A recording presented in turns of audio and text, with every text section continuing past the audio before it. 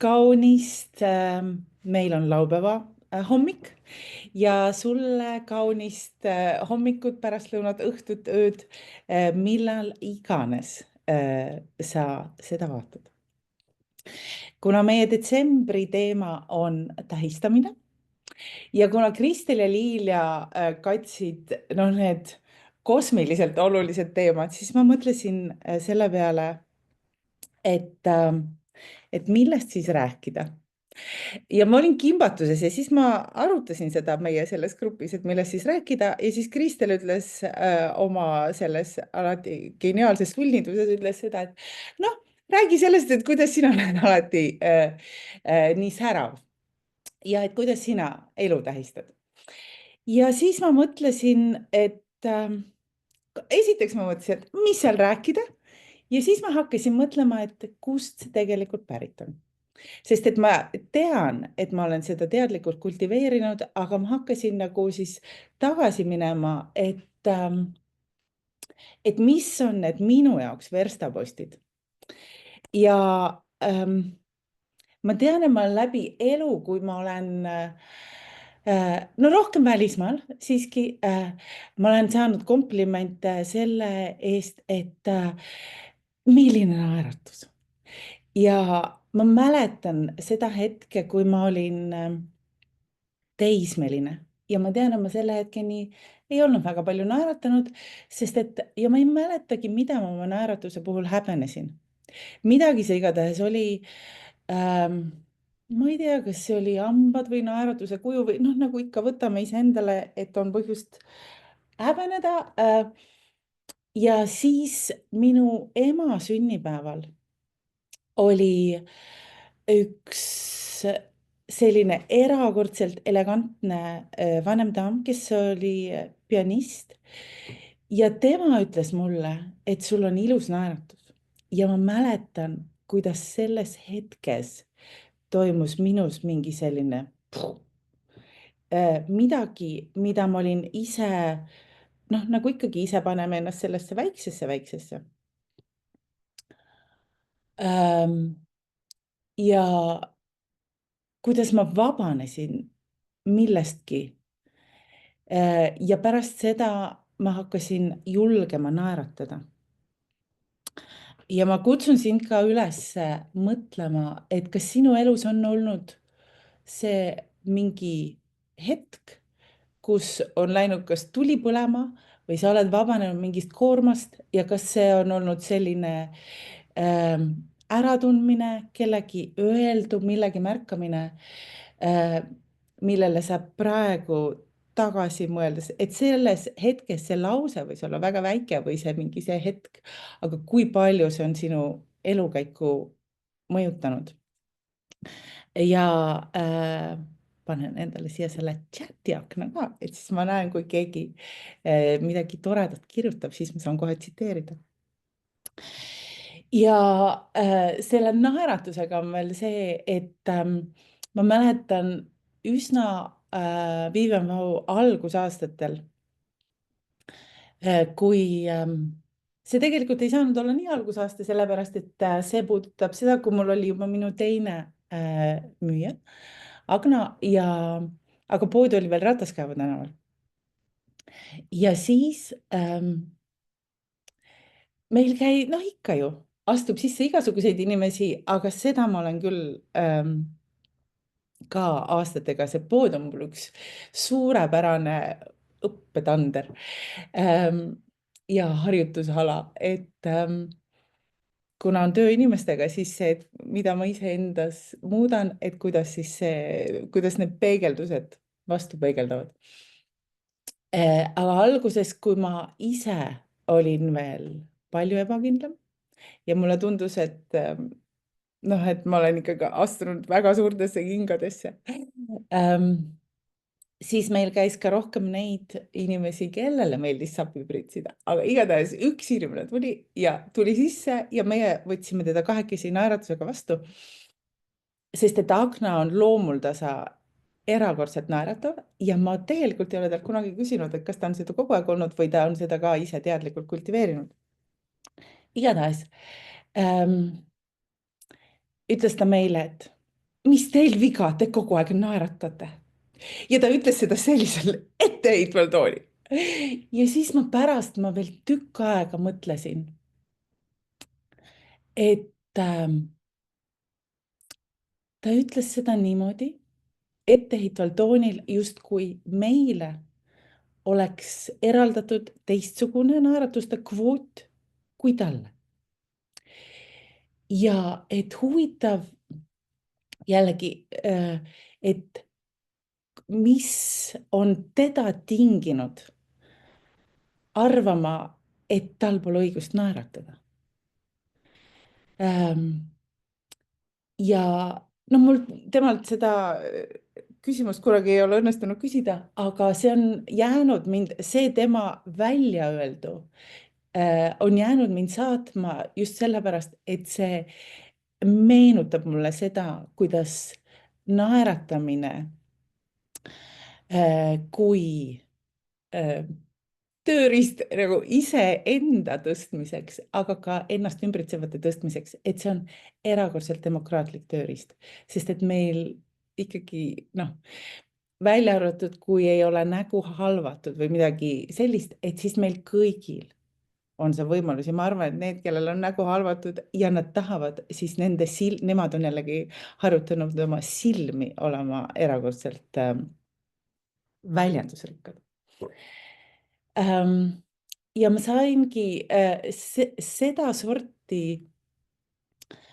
klientide pöördumist, ma toon teile veel ühe näite, mis mind väga mõjutas just sellel nagu sellisel toreduse teele, on see, et üks klient tuli ja ta kirjeldas, milliseid kingi ta soovib. Noh, et peavad olema hästi tagasihoidlikud ja hästi, noh, hästi kõik. Noh, et oleks, no sisuliselt, et kinga ei tohi üldse näha olla, aga noh, aga et ei oleks paljajalu. Ja mustad. Ja siis ma pakkusin talle ühed kingad, mis olid, nad olidki mustad ja tõesti madala kontsaga ja neil oli ikkagi noh, nagu selline väike valge tepping ja siis nina peal oli ka selline väikene, selline väike, no nii väike, hõbedane nööp. Ja siis see klient vaatas seda kinga ja ta suure ohkega ütles, et no, et kui kingad on nii toredad, et siis peaks see ülejäänud elu ka nii tore. Ja ma arvan, et toona mul jäi ikkagi vabalt võis jääda suu jahmatusest lahti, sest et mina olin enda arust, noh, kõige tagasihoidlikumad kingad valinud. Ja tema see, no suure ohkega see, et kuidas see, noh, see toredus on ikkagi, no ikka pani ohkama. Ja just see inimeste hoiak, et kuidas toredus ei ole neile lubatud, naeratused on kvoodiga,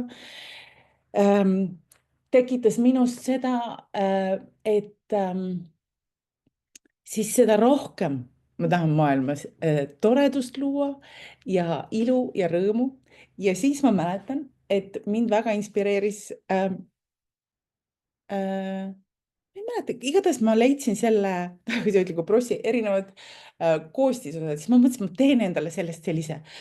No alguses mul oli üks kleit, mis tahtis, mulle tundus prossi. Siis ma hakkasin tegema, välja tuli selline tagasihoidlik. Ja siis ma mõtlesin, et ei no, kuhu ma nüüd sellega siis lähen? Ja siis ma mõtlesin, et no uksest välja, sest et see on ka, mida ma olen ühelt kliendilt õppinud. Oli niimoodi, et kui üks klient proovis saapaid, mis talle väga meeldisid. Ja mis minu jaoks on hästi huvitav on jälgida inimest, et kui ta paneb kas kingad või saapad jalga ja siis läheb peegli ette ja siis see, kuidas tema hoiak muutub. Ja see, kuidas tema näole valgub naeratus. ja vahel, kui tuleb nagu selline tantsukepsutus, jalad hakkavad tegema seda tõn-tõn-tõn-tõn, siis on see, et need kingad juba suhestuvad temaga, isegi kui meeletasandil ta võib veel mõelda, et noh, pole, ma ei tea, mida ei ole, aga et siis jalad juba tunnevad ära. Ja siis see klient oligi niimoodi, istus diivanil tagasi, ütles, et nojah, väga toredad, aga et kuhu ma nendega lähen? Ja siis ütles teine klient, kes istus tema vastas diivanil, ütles uksest välja. Ja siis ma mõtlesin, et see on kõige geniaalsem soovitus. Sellepärast, et ja siis mina iseendale panin selle, küll ma sain aru, et selle kleidi peale ta ei sobinud, aga siis hakkasin kandma oma sametmantlite peale. Mõtlesin, et absoluutselt. Ja see, mida ma nägin, sest siis ma sain aru ka, et tõesti, et selline toredus nõuab teatud uljust või julgust, sellepärast, et ma võin olla kindel, et siis ei jää see märkamata ja siis see vastavalt inimesi kas rõõmustab või trigerdab. Ja ma nägin, et kõige rohkem see rõõmustas selliseid vanemaid prouasid. Ja see, kuidas nad just valgusfoori juures oodates, kuidas nad tulid juurde ja ütlesid, et oi, no sest ma sain aru, et see kuidagi kõnetas nende, kas nende noorusaega või ühesõnaga, et see elustas nendes mingeid selliseid mälestusi, mis neis tekitas sellist erakordset elevust. Ja siis ma mõtlesin, et juba sellepärast tasub nagu sellise tagasihoidliku prossi rinda panemine ennast ära, kui ma saan selle kandmisega rõõmustada kaasteelisi, siis antud juhul selle sõna otseses mõttes. Niimoodi, aga see oli selle prossi lugu. Tegelikult ma mõtlesin, et kui meil on tähistamine, siis ma tahtsin kanda ikkagi sätendavat kleidi. Ja siis panin ka sätendava kleidi selga. Sellepärast, et ma mõtlesin, et kui juba, siis juba. Ja see kleit, noh ta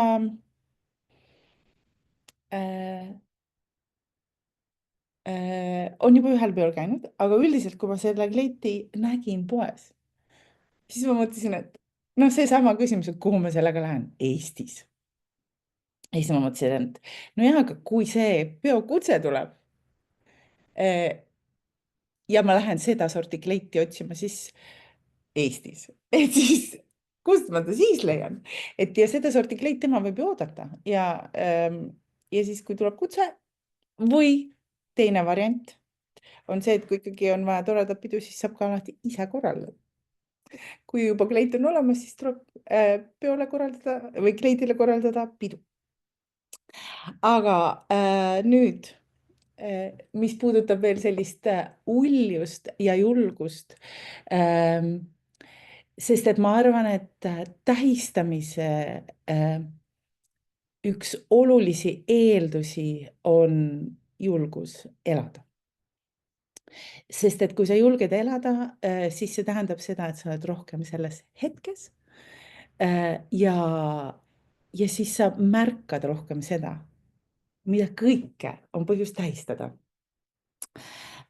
Ja mäletan, kui ma aastaid tagasi, kui ma olin Iirimaal pulmas ja seal väike Mary tuli minu juurde ja tema oli 4-aastane ja Mary ütles, et tere, minu nimi on Mary, saame sõpradeks.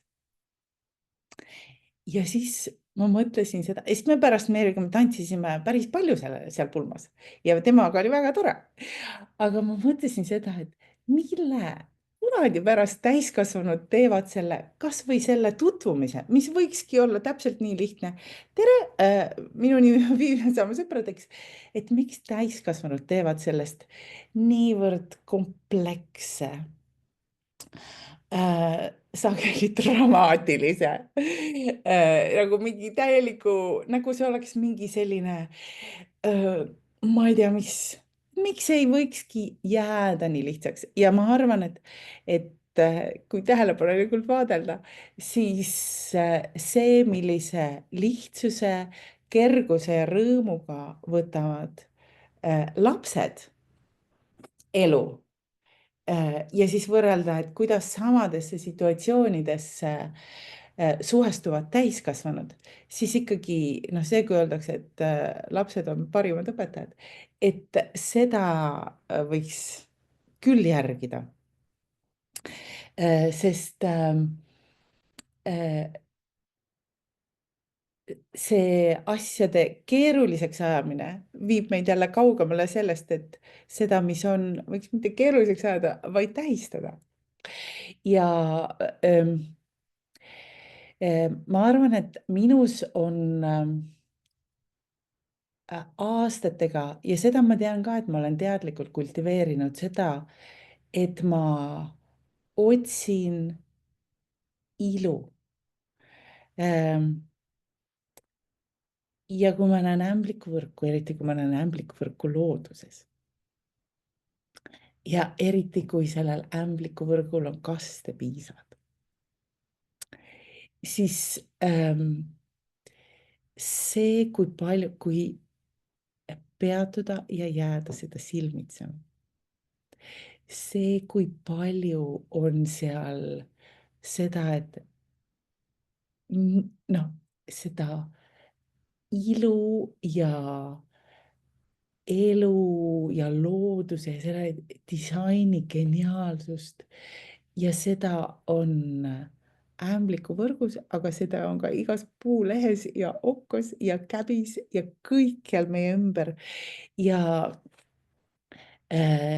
ja selle kaudu ma olen hästi palju, et mind vaimustab, väga vähe on vaja, et mind vaimustada, sest et meid ümbritsevas on nii palju kõike seda, mis on nii geniaalne ja ma mäletan, kui ma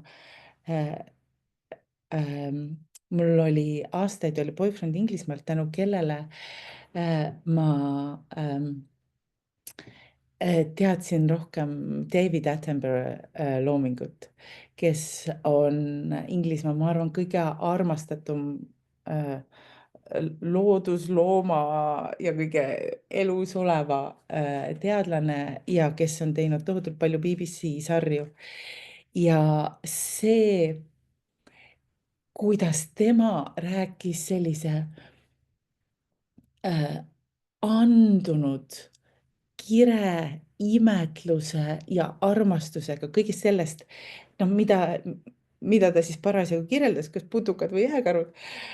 Aga ta oli alati selline, noh, temast, see oli ülevoolavalt palju oli seda temas. Ja ma nii suhestusin temaga, sest et see on just see, kuidas ma tunnen, et mina tunnen. Ja see, kuidas ta kirjeldas, kui geniaalselt on disainitud, noh, jääkaru karv või et kuidas haide disainid juba 30 miljonit aastat on olnud selline, et kui geniaalne see on. Et selles looduses, mille osa me oleme, mis meid kõikjal ümbritseb, seal on nii palju geniaalset. Ja siis, kui ta kirjeldas seda, kuidas lill suhtleb liblikaga, või putukaga üleüldsegi, et kas tal on parasjagu õies, mida tolmeldada või ta on juba värskelt tolmeldatud, siis ma mõtlesin, et kui vähe me tegelikult teame. Ja minu enda selline, et kuidas me oleme taimedega seotud, sest hiljuti ma just sain teada sellest, kuidas Zack Bush ütles seda, et meie toataimed tulevad 2 kilomeetri kauguselt ära, kui me hakkame lähenema. Ja siis juba hakkavad rõõmustama, et ta tuleb. Et ma olen, kui ma liigun metsas kahjuks praegu harvem, aga ka läbi parkide, siis mulle nii meeldib puudega suhelda ja kui ma teen neid kingapilte, siis ma ka ikkagi alati küsin, kas ma selle oksa peale võin panna. Ja vahel puud ise, noh, nagu mulle tundub, et mulle nagu sirutatakse see oks, mis paremini selle kinga jaoks sobib. Aga mäletan aastaid tagasi, kui ma sellest kõigest, noh, nagu sellistest energiatest palju vähem teadsin, siis oli niimoodi, et seda lugu ma polegi väga paljudele rääkinud. Oli niimoodi, et ma olin just käinud Epp Kärsini lingami massaažikoolitusel, see oli umbes 9 aastat tagasi. Ja siis ma mäletan, kuidas Epp sellest rääkis, et no ühesõnaga, et kui mehed saavad siis nii sügava orgasmi, et kuidas see neid kannab ja inspireerib tegudele ja noh, et kuidas, et umbes, et kui kõik mehed kogeksid selliseid orgasme, et kui teistsugune ja kui tervem oleks ühiskond. Aga minul ei olnud parasjagu üldse siis partnerit ja siis mul oli niimoodi, kui ma sealt ja siis ta ütles veel niimoodi, et ja parem oleks, et kui te õpite nüüd 7 päeva jooksul saaksite rakendada, et siis õpitu jääb paremini meelde. Mina mõtlesin, väga tore. Andke mulle neid lingameid ette, ma nii hea meelega praktiseeriks, aga polnud. Ja siis ma mõtlesin, et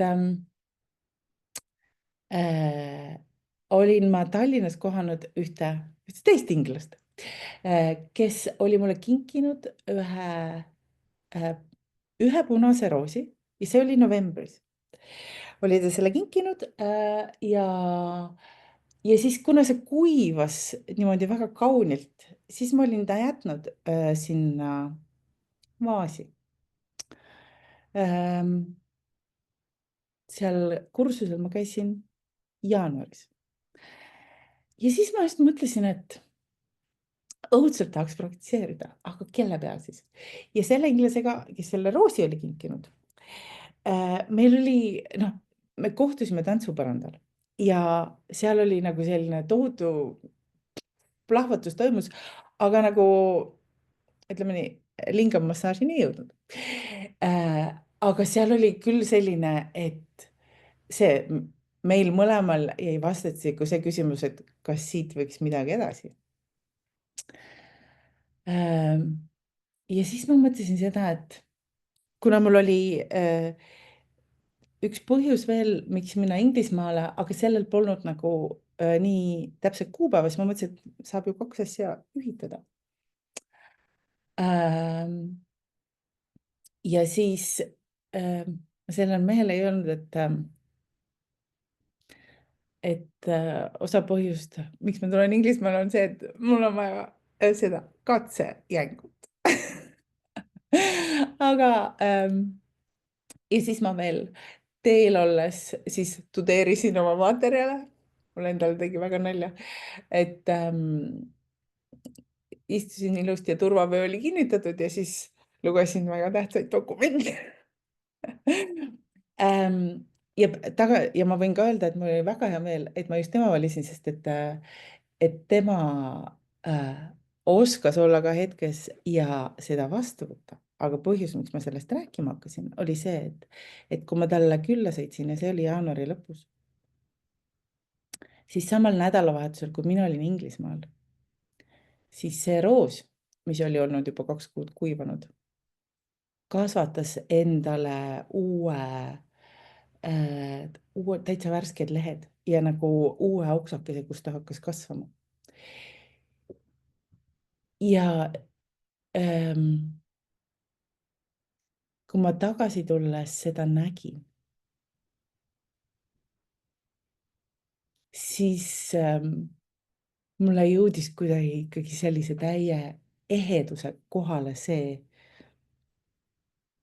kui seotud kõik kõigega on ja et see, mida me oma meeltega, mis on üsna piiratud, tajume. et kui palju enamat meie ümber kogu aeg kihab. Ja siis sellest alates, ma arvan, seda enam ma olen isegi kui ma oma teadlike meeltega ei oska tõlgendada seda, et kui mina räägin taimega, et mis ta mulle vastu ütleb, siis ma tunnen, kusagil mujal ma tunnen seda, et see suhtlus toimub. Ja see ikkagi täidab mind sellise nagu ammendamatu rõõmu ja tänu ja nagu sellise alandlikkusega selles mõttes, et kui tänulik ma olen, et ma olen sündinud inimesena, mis on erakordselt haruldane, et ma olen sündinud naisena ja et kui ma juba olen sündinud naisena, et ma olen sündinud Euroopas, kus ma saan kanda sätendavaid kleite, kui ma tahan. Ja et mul on vabadus luua just sellist elu, mida ma ise soovin ja et mul siis saan luua nii palju seda, mida ma ise ka tahan tähistada. Ja kui nüüd tulla sellest nagu siia viimase aasta juurde, siis aastavahetusel, nüüd siis eelmisel aastavahetusel ja minu jaoks see, kuidas aja tunnetuslik liikumise kiirus lihtsalt kogu aeg läheb järjest kiiremaks. Siis see on minu jaoks on ikkagi hämmastav see, et aastavahetus oli juba nüüd sisuliselt aasta aega tagasi. Aga seal aastavahetusel oli Rändaja kontsert, kus mina enda jaoks esimest korda, vähemalt teadlikult esimest korda ma kuulsin seda lugu, mille nimi on Hetkeilu. Ja seal selles loos need sõnad mind tohutult kõnetasid. Ja seal see küsimus, mis tõstatus, see, et või on iga hetke ilu sinu enda kaja. See mind kõnetas just sellepärast, et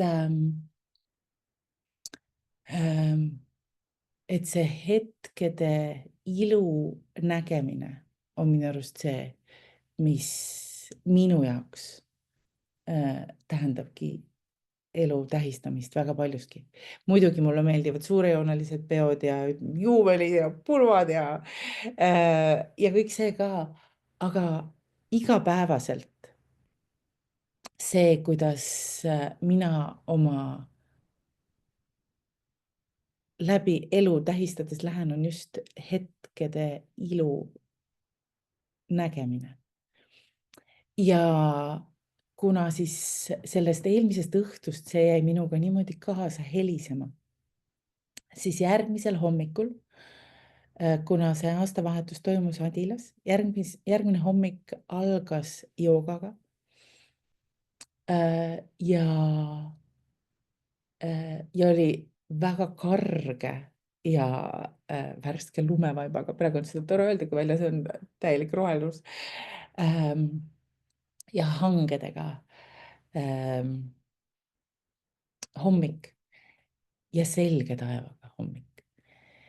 Ja siis oli niimoodi, et just kui me sellest lõpu lõdvestusest matil virgusime ja ma tegin oma silmad lahti, või õigemini just sellel hetkel, kui ma hetk enne seda, kui ma tegin silma lahti, siis ma sain aru, et päike paistab mulle silma, sest et päike oli just tõusnud kuuskede kohal nii kõrgele. Täpselt selleks hetkeks, kui mina olin oma silmi avamas ja see hetk minu jaoks selles hetkes oli see täiuslikkuse mõõde, see ajastatus ja kõike selle ja siis ma võtsin endale selle hetke ilu märkamise selle aasta motoks. Ja minu jaoks on justkui selline, kui käia metsmaasikaid korjamas ja mitte nagu sellisesse pange või purki, vaid kõrre külge ja siis sa lükid neid nagu sellist metsmaasikakeed, neid hetkede ilusid sinna kõrre otsa ja siis eriti kui see on assotsiatsioon metsmaasikatega, siis nad ju lõhnavad ja siis nad on nii maitsvad ja siis see kõrretäis, iga metsmaasikas on erinev, aga see kõrretäis on nii vaimustav. Ja joogale järgnes teetseremoonia, mis toimub kõik sellises erakordselt vaikses aeglases kulgemises. Ja kui me seal kõik istusime maas oma patjadel ja siis meil oli see väikene teetass oli meie ees ja siis jälgisime seda, kuidas vesi läheb keema, siis hakkas akna taga langema, sest et seal päike paistis ja akna taga hakkas langema sellist õrna puuderlund ja kuna oli täiesti tuulevaikne, siis see, kuidas see sätendas ja sillerdas õhus vaikselt langedes, see oli lihtsalt hingematvalt kaunis. Ja ma olen mõelnud selle peale, kuidas eesti keeles on see väljend, et hingematvalt kaunis, et kuidas, et nii palju ilu, et matab hinge ära, mis on ju otsatu ja ajatu ja ikkagi eesti keel on ka vaibustav. Ja just seda vaikset lumelangemist jälgides, siis ma just mõtlesin selle peale, et kui mina ise selles hetkes poleks olnud kohal, vaid oleks kiirustanud, nagu sageli ette tuleb, või no ühesõnaga, mul on vaja siin, siis ma ei oleks seda ilu näinud, seda hingematvat ilu. Ja isegi kui ma olen üha rohkem kultiveerinud iseendas seda ilu nägemise ja vaatlemise ja vajadusel ka otsimise joont, siis ma selle aasta 1. jaanuaril otsustasin, et ma võtan iseendale üha rohkem just neid, et ma peatun ja ma näen. Mitte see, et ja juba lähen, vaid et ma hingan seda endasse ja et ma integreerin seda kogemust just siin ja praegu endasse, sest et siis see saab nagu minus paremini juuri ajada.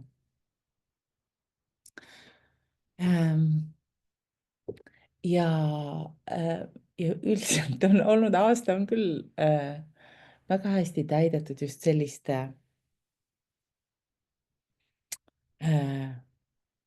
väikeste iluhetkedega ja ma olen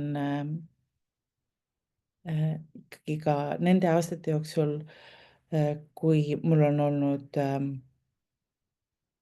oma meditatsioonipraktika, et siis see iseenda joondatuses olemine, üha rohkem joondatuses olemine oleks vist õigem öelda, et kuidas see aitab minul olla ka üha rohkem joondatuses sellega, et ma näen seda ilu ja kui nüüd tulla tagasi selle laulu juurde, et kas iga hetke ilu on minu enda kaja, siis, siis ma võtan seda ilu, mida ma näen, võtan tohutu komplimendina iseendale. Sest et kajada saab ikkagi ju see, mille ma olen ise välja püüdnud.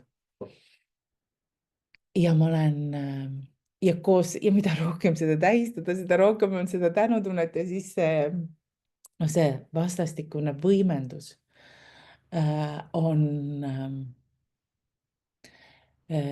on see, mis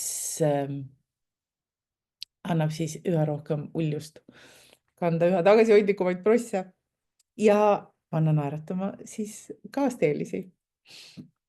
Aga nagu ma ütlesin selles väikses kutseklipis, et milliseid kingi kanda pühapäeva hommikul, siis ma räägin selle ka ära, sest muidu võib juhtuda see, et siis vajutan stop recording ja siis on see, et sellest ei rääkinudki.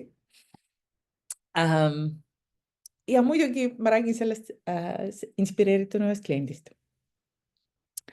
Sest et minu jaoks on läbi aastate olnud väga huvitav jälgida ka seda, kuidas erinevate riikide, siis valdavalt naised, kui erinevalt suhtutakse ilusse. Ja siis et üleüldsegi mida tõlgendatakse iluna. Muidugi see, mida tõlgendatakse, et palun mulle klassikaline king, siis ma juba ammu ei eelda, et ma tean, mis inimeste jaoks on klassikaline king, siis ma alati palun neil täpsustada, et mis see lähteülesanne on, kui me räägime klassikalisest kingast. Aga see, kuidas ikkagi sakslannad ja ma absoluutselt see ei ole, nagu ma tean, et nii laia labidaga tegelikult ei saa panna, aga praegu üldistan ja alati ma suure rõõmuga näen erandeid, aga üldistan öeldes seda, et sakslannadega ma olen kõige rohkem olnud selles diskussioonis, et kui nemad ütlevad, et must on kõige praktilisem, siis minul on alati see küsimus, et kuidas on sinine vähem praktiline kui must. Ja et üleüldsegi, kuidas see värvide kohta saab niimoodi nagu praktilisuse skaalal. Ja ma saan aru, et võib-olla helekollane sams ei ole nii praktiline siin meie talves, aga on ju ka erinevaid materjale ja helekollane, kui ta on karvane, siis on absoluutselt praktiline, seepärast et karv ju ei võta igasugust seda nagu eile ma kuulsin väga head väljendit selle kohta, mis väljas sadas, et ta pläusti ei võta sisse. Aga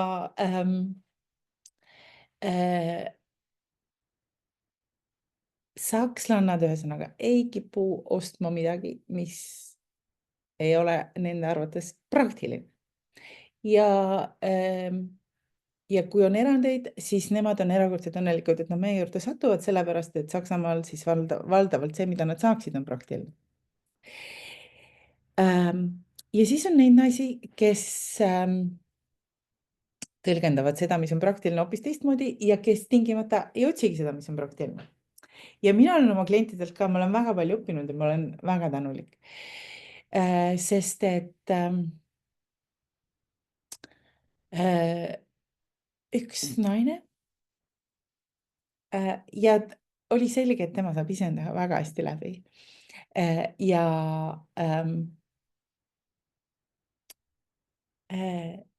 tema proovis ütlesid kingasid,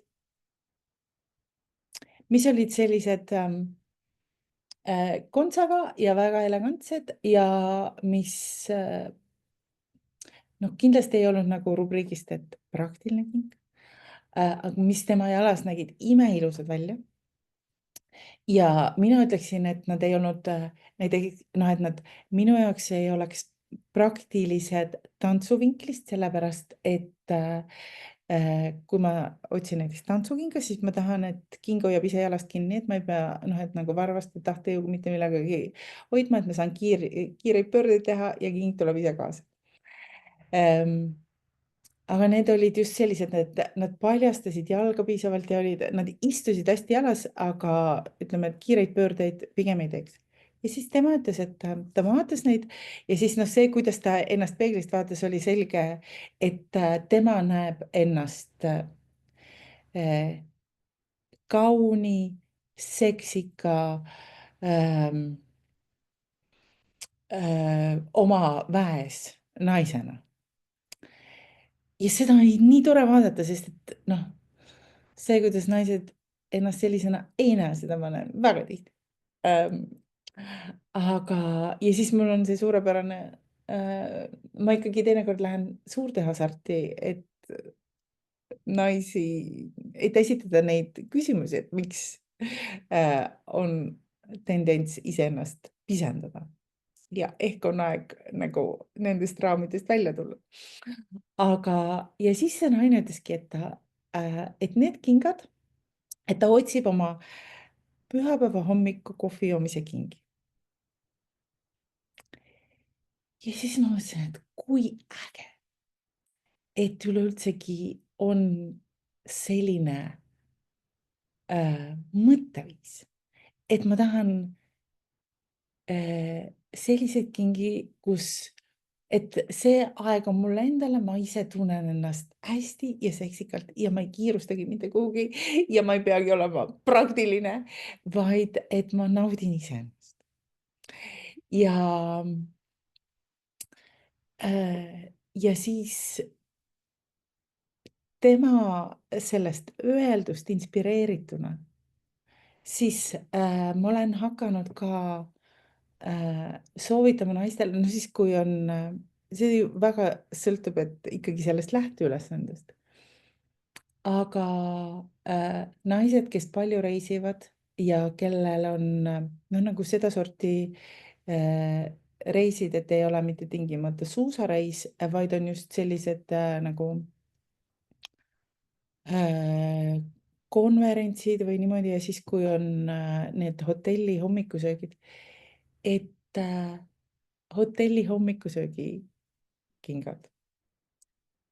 Et muidu, kui sa konverentsil oled saabastega, sest et on konditsioneeritud on kõik toad ja ruumid nii jahedaks, et siis oma sellele hotelli hommikusöögile või siis ka, kui sa lähed nädalavahetuseks oma kaasaga lähed kusagile spa-hotelli, et sul on need hommikusöögikingad ja ma olen näinud just seda, et kuidas naiste silmis läheb nagu väike tuluke põlema, et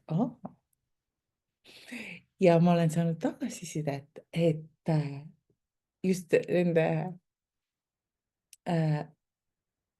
hommikusöögikingade osas, et kuidas naised ütlevad, et kui nad siis sealt konverentsilt on naasnud, järgmine kord tulevad poodi, siis nad ütlevad, et jaa, et see oli väga huvitav, kuidas teised naised vaatasid, et just selle pilguga, et miks mina selle peale ei tulnud, et miks mina olen nende flanellvalgete sussidega, kui ma võiksin ka tunda ennast palju elegantsemalt. Ja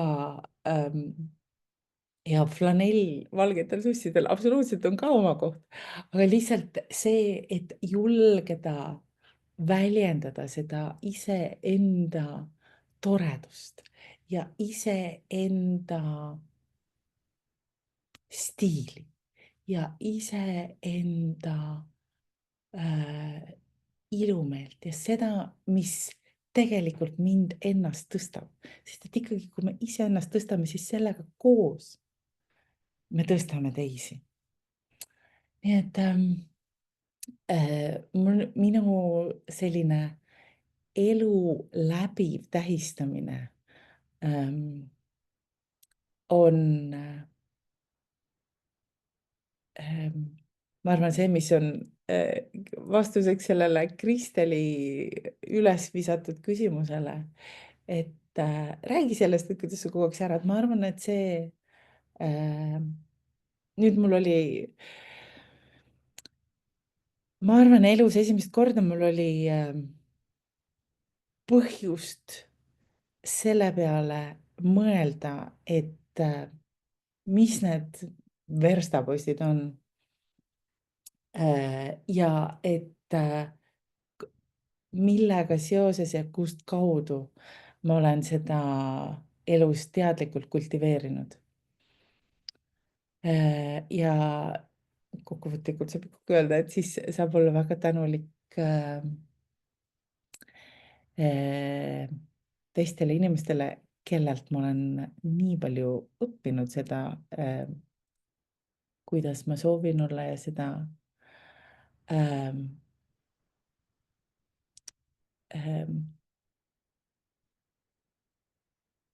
mida ma kindlasti soovin vältida. Ja et kuidas siis, et fookus ei oleks mitte selle vältimisel, vaid selle siis diametraalselt erineva kultiveerimisel. Ja siia aasta lõpetuseks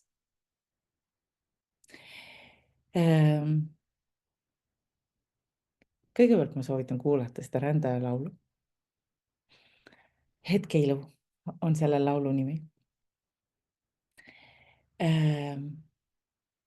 Sest et seal sõnades on nii mõndagi, mis paneb mõtlema.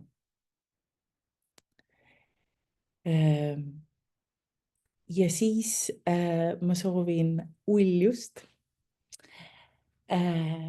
ja kuraasi ja seda vunkiga, et julgeda särada. Ja see sära võib olla ka selline õrn hõõgumine, ei pea olema silmimõistav tulevärk, aga just selline, et see sära, mis sa tunned, et just praegu sobib sinuga, et sa täpselt sellist sära julgeksid ennast välja lasta paista. Et ei oleks seda, et mis nüüd mina, nagu tuulis protestantlikus kultuuriruumis. Vaid et just mina, sest et kes, kui mitte mina ja millal, kui mitte praegu. Imelist vana aasta lõppu. Niimoodi. Juta kirjutab. Tere, minu nimi on Juta, saame sõpradeks, saame. Ja Juta kirjutab ka seda, et must king teeb tuju kehvaks ja neid ei ole palju õnne. Vot ja üks näide naised fotol on ühe salongi avamisel ilusad kleidid seljas ja kõik on sukkades. Täpselt. Nii et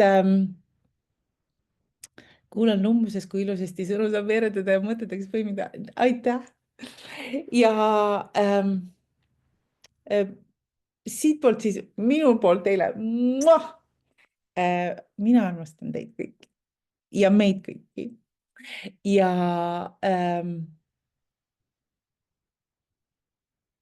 ma arvan, et sellest iseenda armastusest tegelikult saab kõik alguse. Siis saab kõiki teisi ka armastada ja jääb veel ülegi.